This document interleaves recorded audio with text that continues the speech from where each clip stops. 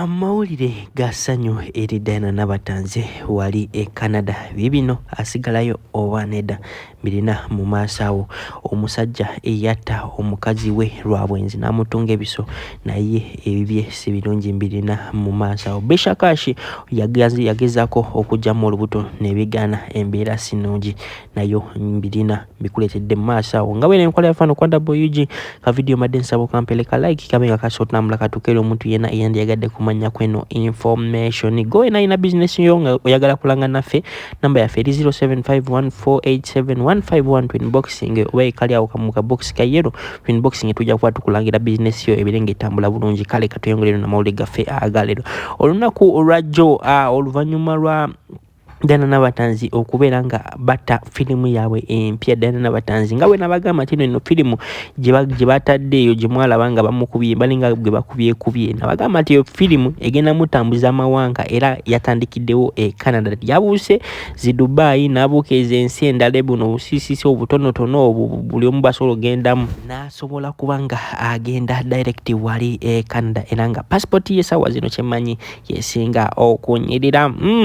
oyo Diana Nabatanzi by the way bagenze ye Nabatanzi oyo mwalo omudugavu makati oyo simumanyi bulungi naye manyi oyo hajati ku thom tera tamumanyi bambi bali mufuna best experience oba life experience wano mu Canada era nga weli enkola yafano kwanda boyiji gwe natana bakulakinga video bame kusaba likinga tubenga tweyongerayo mu maaso ebino ngebya Diana Nabatanzi nga tubivuddeko ebya Bishakashi sibirungi Bishakashi yavuddeyo nategeza nagamba ntino yagezako okujjamu olubuto nebigana era nga tetumanyi olubuto lwa Prince Jack oba lwa musajja omulala gwe tutamanyi yagambe mbu yagezako okujjamu nebigana era nga bambi sawa zino yavuddeyo ku live n'akaaba maziga nga yagala abamuyambe era abantu be abaku TikTok anamwe baganirayo iye buryo sagala tubalaga ya buryo sagala tubalaga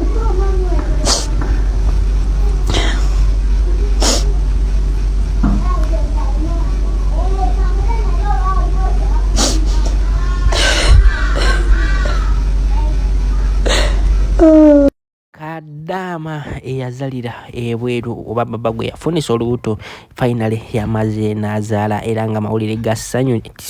mbu yazaala nedda ya finally ashakama yasobodde kubanga amupikinga wali ku airport era nga bambi mukimanyi ntino gowe natanabako oba kadama obuliyo bambi mugezeko okuwagira n'omwana amanyikidwa nga ashakama ndoza mwena mumanyi omunene mu ggwanga buli omu supportinga naye nga muba mu supportinga munammwe by the way okimanyi nga Ashakamu oyo abayamba abantu bangi by the way ne kisize izasasuza abaana airport pickup simbinyo osogenda nokola ki no numbers ziri awo era ngenda gireka osigenda gitwiminga era nga gowe na kadama leyo nga okomawo osogenda noitayoko no mini boxing no nga Ashakamu nyagala omukolere ka pickup dozo mwala gwe mulabo oyo bambe muno ndwachi mogera Ashakamu mogeri bagambe ebyatusewo byatuka koyo muwala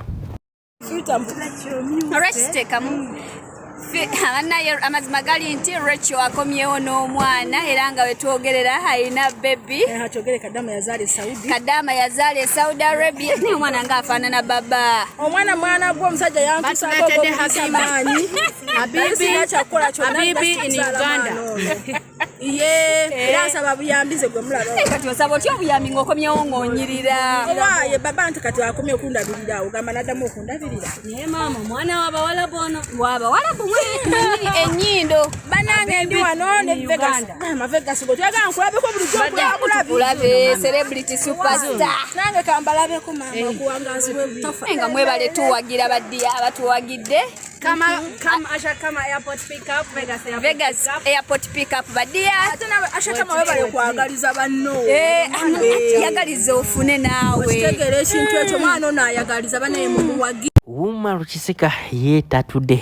oluvannyuma lw'aba tiktokers baba bloggers abasinga okuvayo okutandika okukyuka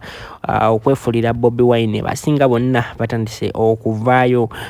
nga bapaire bonna bavudde actually oba ogenze ku TikTok olaba yaddala ukumbi buli influencer ali kwesambira ku Bobi Wine naye nga Uma Rukisika yavuddeyo n'abalabula n'agamba nti teri blogger ali replacinga Isma All Access naye nga Isma All Access yali abakozesa bamusasuza ki bamusasuza amasasi buli wenzi kyokera Isma nange kamwa kawogera wano wendi mpuliranga njagala kaaba koze omusajja bambi yanjigiriza bintu bingi nnyo ku YouTube TikTok bingi nnyo. He was a very intelligent man era nga tetulifuna replacement ya Isma All Access. Tomanyi bukunsi guno bintu tomanyi ekintu kisoboka by the way nga tetumanyi which is not now which is not today okitegeera ekintu ekyo kale gwe natanaba ku subscribing obirenga ova mu subscribing akadde okajimu personalize okateke mu oloberenga ofuna notification zonna zetuba tuteekayo kale Wonderboy UG I sign out. Gwe naali eyo ngolowooza ogenda kuvuma Kyagulanyi ogenda kubeera mu opposition mbu government ekuyite kuwe sente. Government ya Museveni teri kuyita kukuwa sente okujjako bagenda kukozeseza ku bulimba paka kati wano mu muhozi sente zijja bakuweye emitwalaga obazanyire loolo bo bafuge abaana baabwe beyagale bagende mawanga nga beyagala bweyagazi nga gwababo wallahi wamala okusoma agenda mawanga g'abawalabu kuyikukuta toyi nkubuulira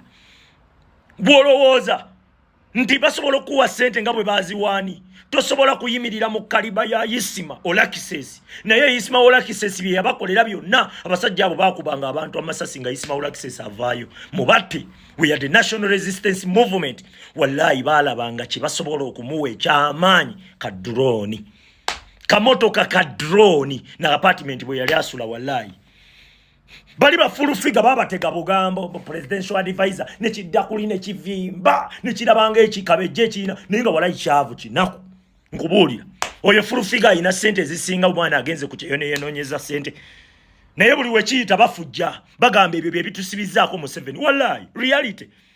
reality kati gwoli eyo ina ekirooto kyo olabanga ekirooto kyo kufuuka blogger kugenda Museveni kukozesa wallahi